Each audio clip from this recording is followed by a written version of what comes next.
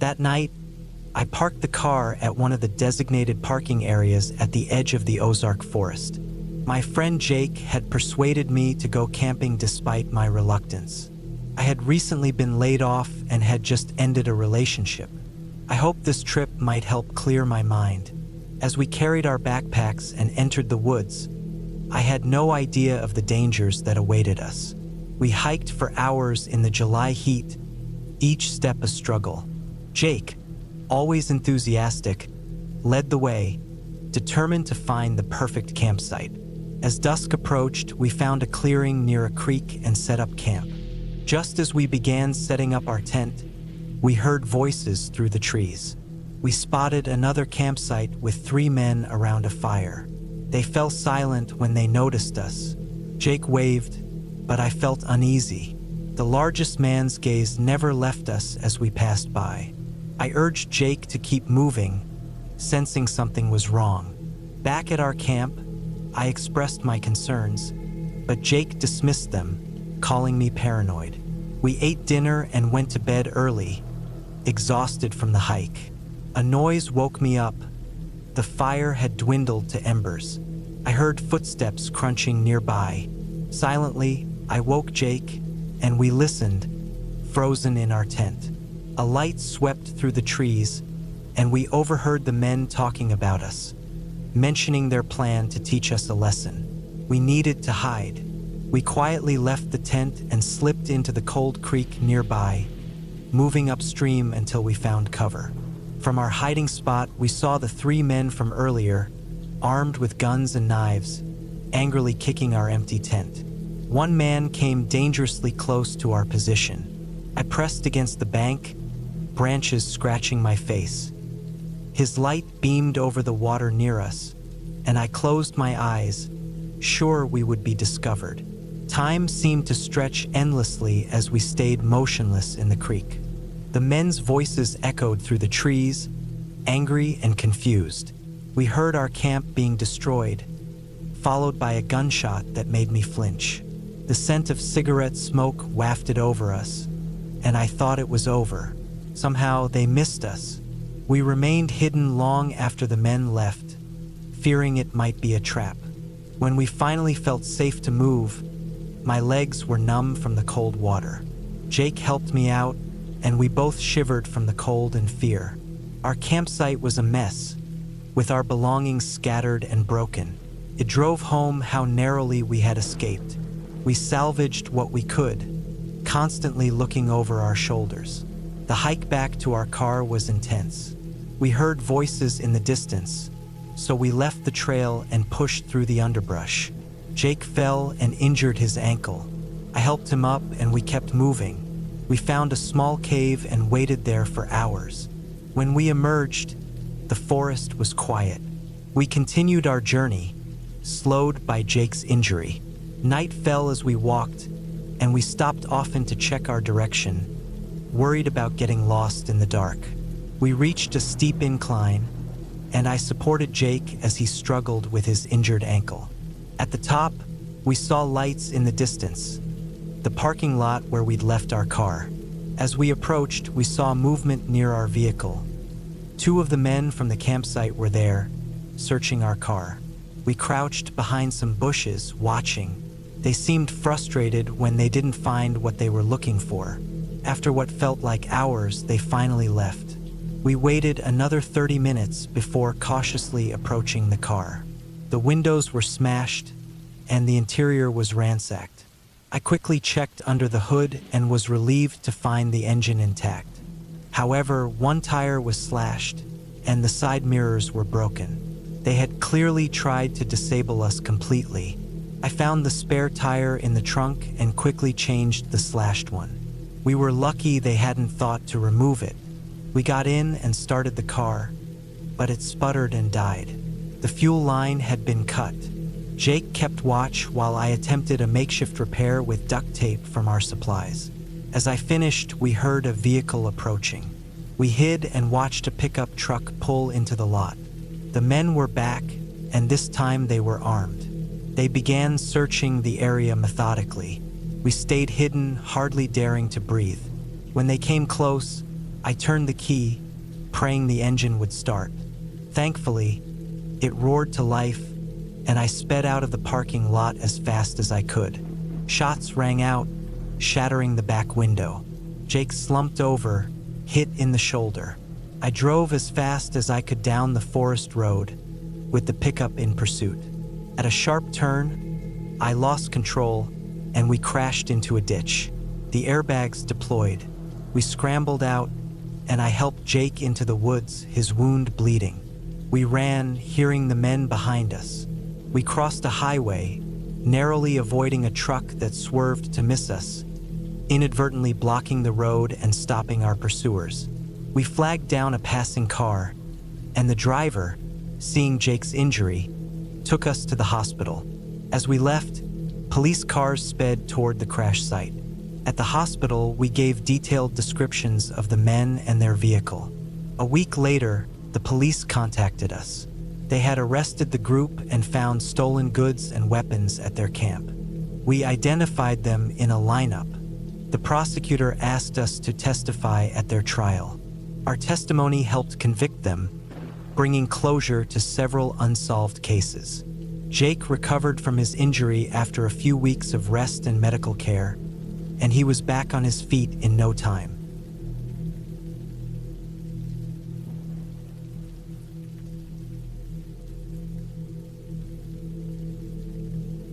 I'm not much of a storyteller, so please bear with me as I try to describe this.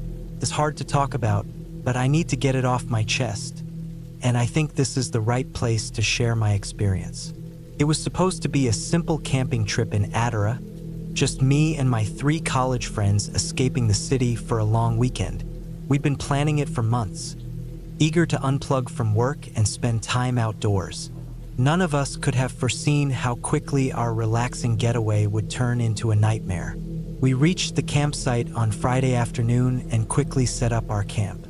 After a quiet evening by the fire, we decided to explore deeper into the woods the next morning. We'd been hiking for about 2 hours when we heard voices ahead. At first, I thought it was other campers, but as we got closer, the angry tone made me pause. Then we heard it, a muffled scream, definitely from a woman. My friends and I stopped suddenly, unsure of what to do. Through a break in the trees, we saw a group of men surrounding a young woman tied to a tree. Her clothes were torn, and one man was holding a knife near her face. We were outnumbered and unarmed. One of my friends tried to use his phone, but there was no signal.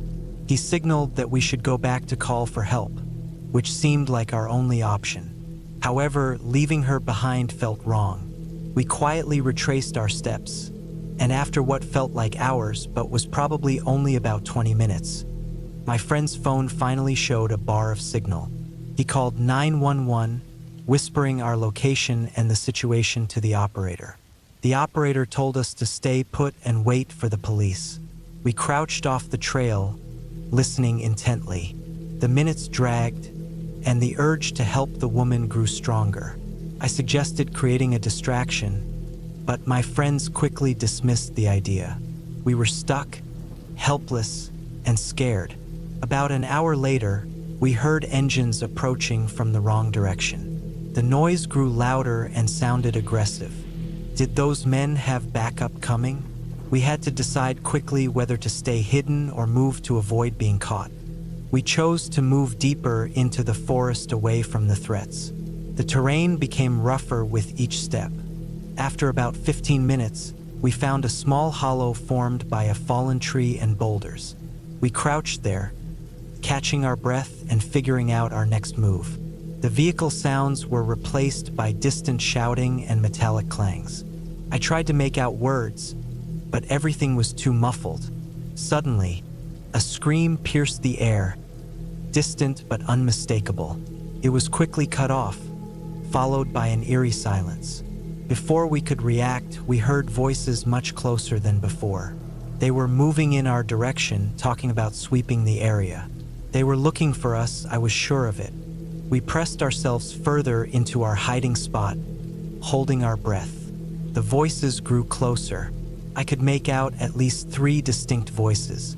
Just when I thought they were about to find us, a loud explosion echoed through the forest, followed by several gunshots. The men near us swore and quickly moved off toward the noise.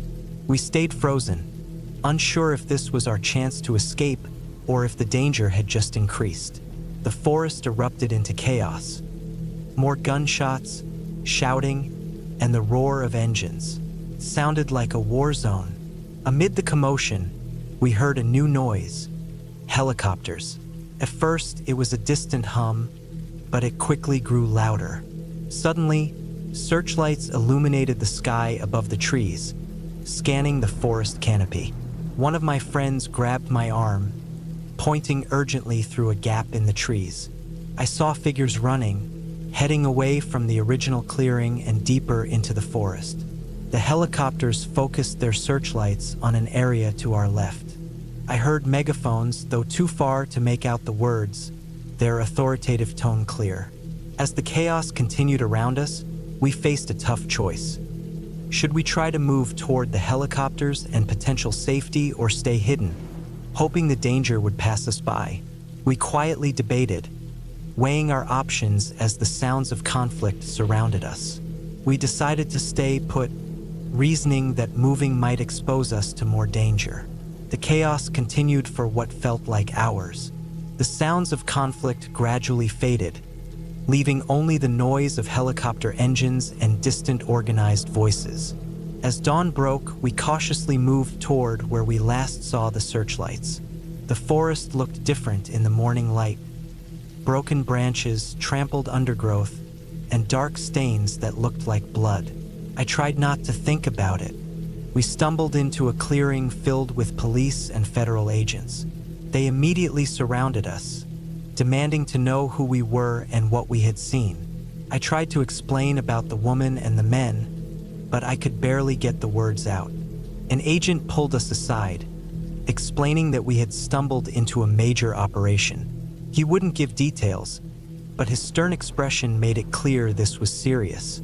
They escorted us out of the forest to a makeshift command center. As we passed a line of vehicles, I glimpsed someone being loaded into an ambulance, a young woman with tangled hair. I couldn't be sure if it was the same woman. The authorities took our statements, made us sign some papers, and then had us checked over by the ambulance crew. Afterward, the police drove us back to our car and told us to go home. We drove back in silence, each of us lost in our own thoughts. The peaceful camping trip we had planned had turned into something we'd never forget. As we neared the city, the reality of what we had witnessed began to sink in. We had narrowly escaped danger, and the memory of those men and the young woman haunted us. The following days were a blur. We tried to return to our normal routines but found it difficult. I scoured the news and local papers for information about what happened in Adara. There were vague reports about a police operation, but nothing specific about what we saw. It was as if the whole incident had been buried. A week later, I received a call from one of the agents who interviewed us in the forest. He asked a few follow-up questions but gave no new information. The call left me with more questions than answers and a growing frustration at being kept in the dark. The peaceful camping trip we had planned was now a distant memory, replaced by the haunting events of that fateful day.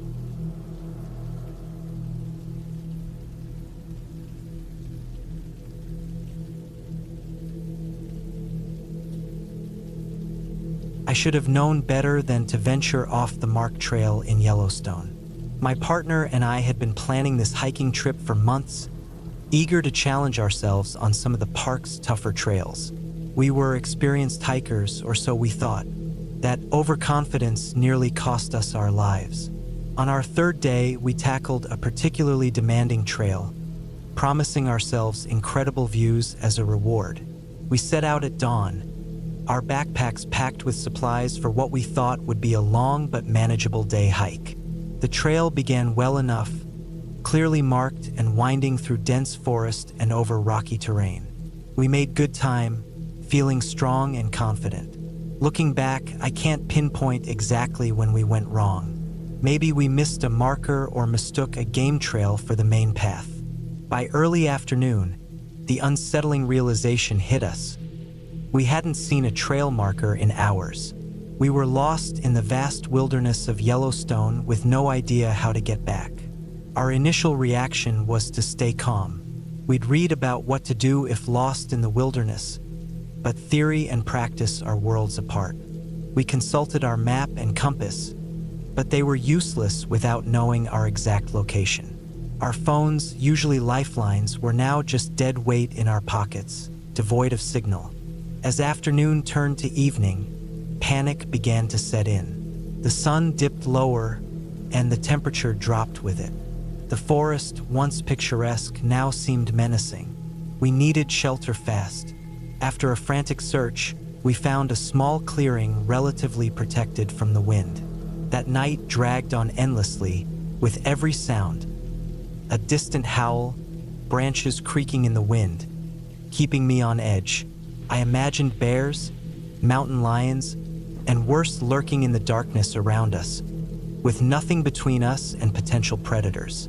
My partner tried to sound reassuring, but fear was evident in his voice. Neither of us slept much, waiting for dawn that seemed like it might never come. Dawn finally broke, bringing exhaustion but renewed determination. We packed quickly, hoping to retrace our steps, but as we hiked, nothing looked familiar.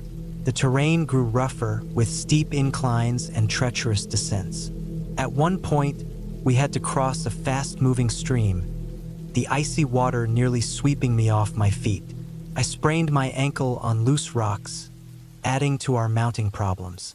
Our supplies dwindled alarmingly fast. We rationed food and water, but dehydration set in quickly. Headaches, dizziness, and unquenchable thirst plagued us both. The protein bars and trail mix, once appetizing, now felt like inadequate lifelines as we stumbled through the wilderness. Thoughts of hikers who'd vanished in national parks lingered in my mind. As the second day of being lost wore on, exhaustion took its toll. My usually optimistic partner grew quiet, his worry evident. We conserved energy, speaking less. Each step became more difficult. Massive trees blocked out the sun, and every direction looked the same. Despair started to set in. Late in the afternoon, a sound stopped us in our tracks. A low rumbling growl from somewhere to our left. My partner grabbed my arm, his grip painfully tight. We stood motionless, barely breathing. The growl came again, closer this time. Without a word, we turned and ran, pushing through the underbrush, driven by panic. Branches scraped our faces as we fled from the unseen threat. We ran until our legs felt like jelly, finally collapsing against a fallen tree as we caught our breath. The full weight of our situation hit me.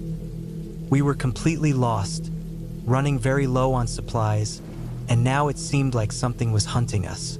Night fell quickly. We found shelter in a small cave formed by fallen boulders. Too afraid to light a fire, we huddled in the darkness. Strange noises punctuated the night. Rustling underbrush, distant howls, and once, a scream that sounded disturbingly human. Sleep eluded us despite our exhaustion. Dawn brought a glimmer of hope. A hawk circled high above. My partner suggested following it, explaining that birds of prey often circle water sources. It was a desperate plan, but our only option. We set off, eyes fixed skyward, praying for salvation. After hours of grueling hiking, we heard it, running water. We quickened our pace, stumbling towards the sound. Breaking through a line of trees, we found a small stream cutting through a rocky ravine. The sight of water reinvigorated us as we refilled our bottles. My partner spotted something crucial, a faded orange trail marker tied to a tree. Following the stream, we kept our eyes peeled for more markers. Each faded strip of plastic renewed our determination. Our progress was slow, hindered by exhaustion and the rough terrain. Suddenly, my partner stumbled, crying out in pain. He'd stepped into a hole, twisting his knee badly. I helped him up, but he could barely put weight on it. Our already slow pace became agonizing. I supported him as we limped along, both of us knowing that stopping wasn't an option. As dusk approached, we heard a distant sound that made us freeze. Human voices. We called out, our voices weak. The response came quickly. Park rangers. They'd been searching for us. I felt a sense of relief as they approached, but didn't let myself relax until they reached us, confirming we weren't hallucinating from dehydration and exhaustion. The rangers assessed our condition, providing water and emergency rations. They explained that we had wandered into a remote area rarely visited by hikers. As they radioed for assistance, I felt a mix of relief and embarrassment at the scale of our mistake. Our rescue was challenging. The rangers administered first aid and helped us to a more accessible location. We spent a tense night at their camp. At dawn, we began a slow, painful hike out. My partner's injury and our exhaustion made progress difficult, but the rangers' expertise kept us moving. After hours of arduous trekking, we reached a clearing where a medical team awaited. They assessed our condition and decided further hiking was too risky. An all-terrain vehicle was called in for the final extraction. At the hospital, we were treated for dehydration, exposure, and injuries. The reality of our ordeal sank in. We'd been lost for days, straying nearly 20 miles off course.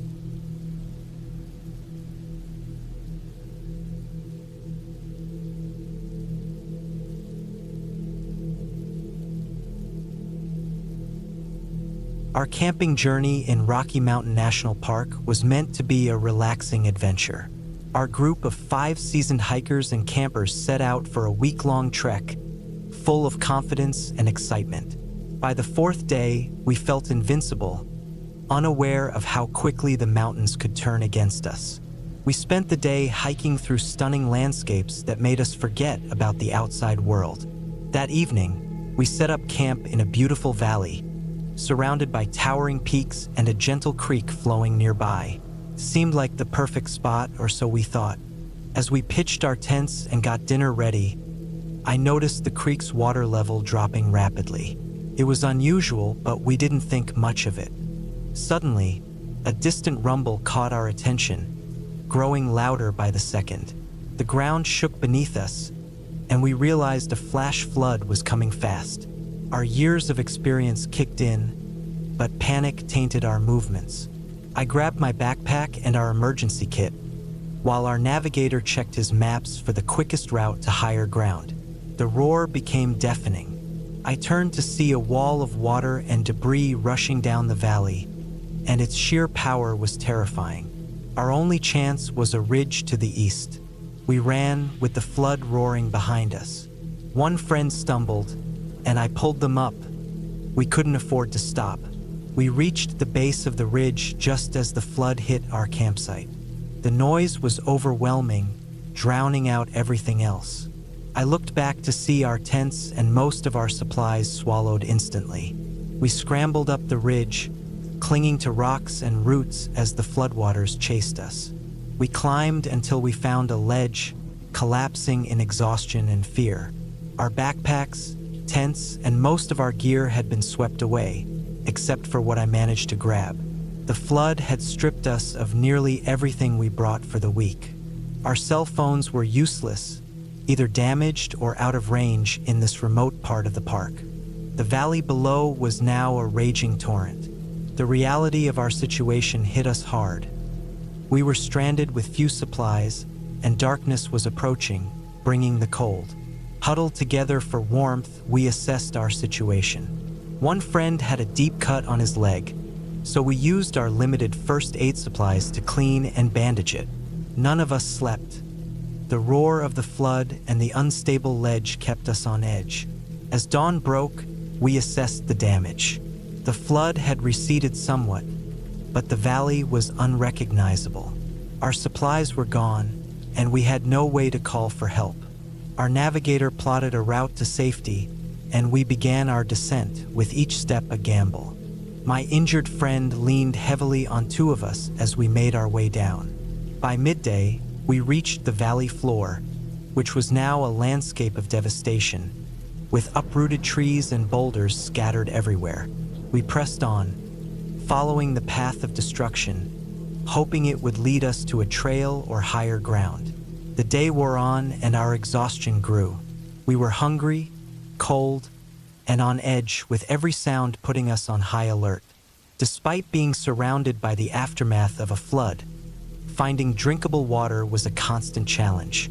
The streams and puddles left behind were contaminated with debris, mud, and who knows what else.